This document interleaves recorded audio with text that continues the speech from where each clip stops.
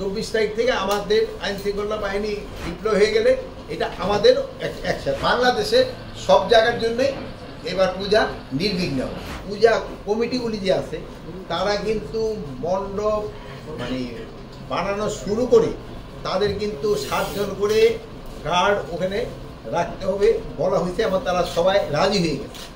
এখন যদি কোনো জায়গায় হয়তো ছোটোখাটো যে একটা ঘটনা ঘটতেছে, যেহেতু আমাদের আইন শৃঙ্খলা বাহিনী কিন্তু এখন পর্যন্ত ডিপ্লয় হয় না, এখন কিন্তু মেইন দায়িত্বটা কিন্তু ওনাদের এইগুলি দেখা।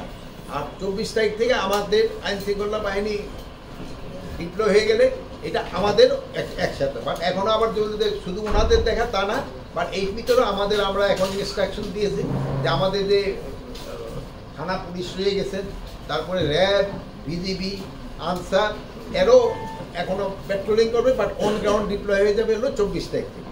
এছাড়া আরেকটা যে দেখা গেল যে এবার মহিলা এবং শিশু বিষয়ক মন্ত্রণালয় থেকে প্রায় 90,000 বললো 80,000, তার উপরে 80,000 ভলান্টিয়ার ডিপ্লয় করবে। তা আমরা ভাবতেছি সবকটা যদি হয় আল্লাহ দিলে খুব ভালোভাবে পূজাটা উদযাপিত হবে। আর একটা জানেন এটা একটা ধর্মীয় অনুষ্ঠান এবং এটা কিন্তু পবিত্রতা রক্ষা করা কিন্তু সবাই দায়িত্ব।